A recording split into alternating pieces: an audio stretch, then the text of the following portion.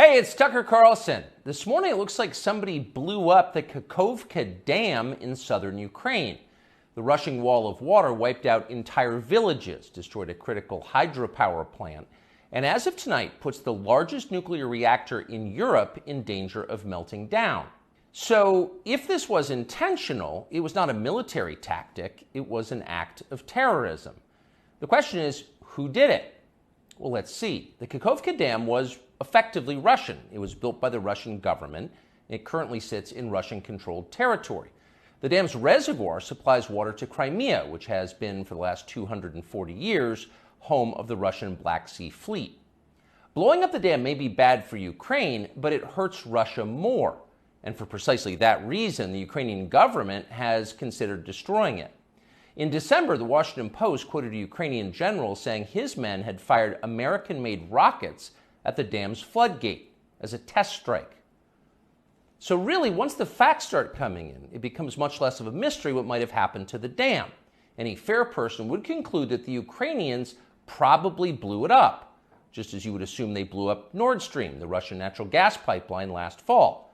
And in fact, the Ukrainians did do that, as we now know. It's not like Vladimir Putin is anxious to wage war on himself.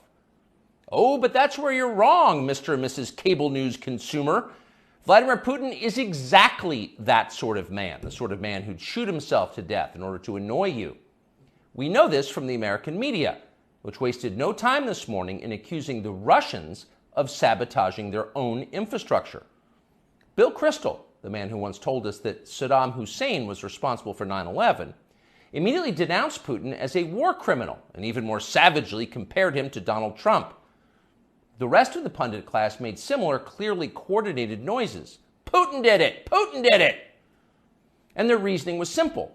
Putin is evil, and evil people do evil things purely for the dark joy of being evil. In this specific case, Putin attacked himself, which is the most evil thing you can do, and therefore perfectly in character for a man that evil. That was their explanation. No one who's paid to cover these things seemed to entertain even the possibility it could have been the Ukrainians who did it. No chance of that. Ukraine, as you may have heard, is led by a man called Zelensky. And we can say for a dead certain fact that he was not involved. He couldn't have been. Zelensky is too decent for terrorism. Now, you see him on television, and it's true you might form a different impression. Sweaty and rat-like, a comedian turned oligarch, a persecutor of Christians, a friend of BlackRock. But don't believe your own eyes. Actually, Mr. Zelensky is a very good man. The best, really. As George W. Bush once noted, he is our generation's Winston Churchill. Of all the people in the world, our shifty, dead-eyed Ukrainian friend in the tracksuit is uniquely incapable of blowing up a dam. He's literally a living saint, a man in whom there is no sin. That's why Lindsey Graham is so attracted to him. They're just two good people, hanging out together and being good. And like all good people, when they meet in person, they spend a lot of time talking about killing people and laughing like friends do. Here's the pair last week. Free or die. Free or die. Now you are free. Yes. And we will be. And the Russians are dying. It's the best money we've ever spent. Thank you so much. No, it's... The Russians are dying. It's the best money we've ever spent, Graham says. A smile spreads across his thin, quivering lips as he forms the words. He looks like a starving man contemplating a breakfast buffet. The aroma of death has aroused Lindsey Graham. Thanks so much, replies Zelensky. He feels the same way. See, there's nothing dark here. Just two middle-aged guys celebrating the killing of a population. They don't seem like the kind of people who'd enjoy flooding villages or starting a famine. And in any case, who cares if they are? It's really not your business. Your job is to support Ukraine. Watch Nikki Haley, a Republican candidate for president, explain this principle on CNN. A win for Ukraine is a win for all of us. And for them to sit there and say that this is a territorial dispute, that's just not the case. To say that we should stay neutral, it is in the best interest of America. It's in the best interest of our national security for Ukraine to win. We have to see this through. We have to finish it. See? It's very easy to understand. It is vitally important for you to support Ukraine because it's necessary for Ukraine to be supported by you.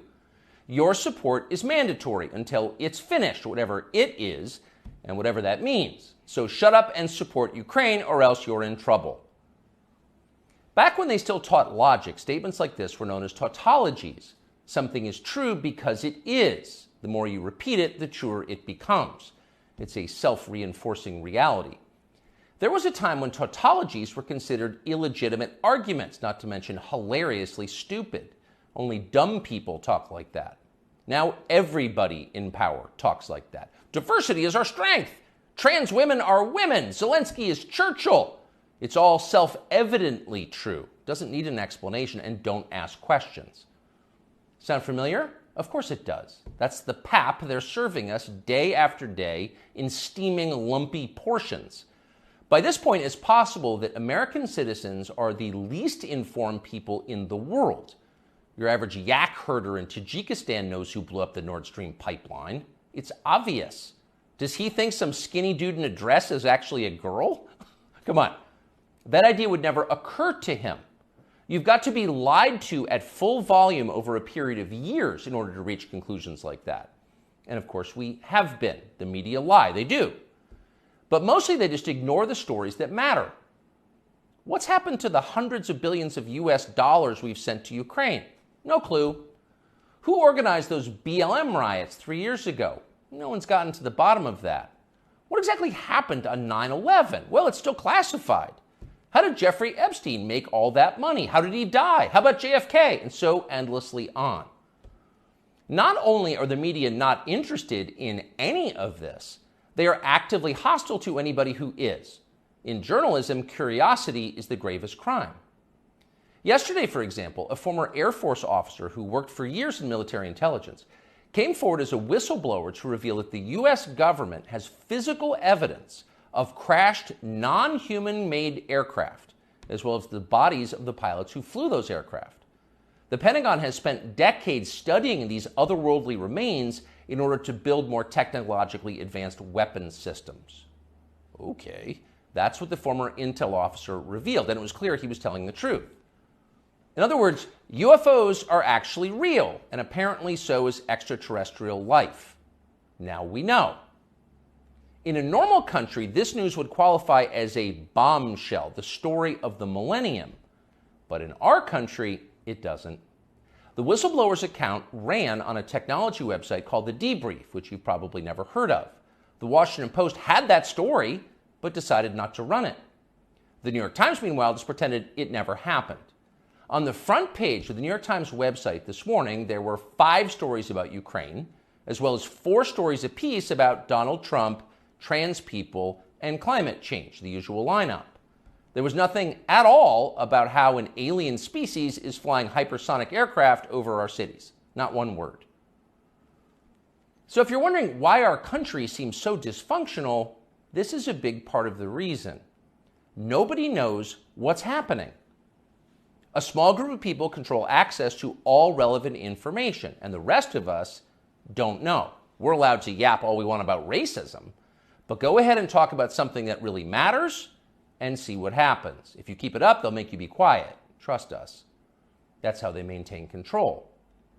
When Western tourists first started traveling in large numbers to the Soviet Union in the early 1970s, they found that many Russians had a completely warped understanding of the United States.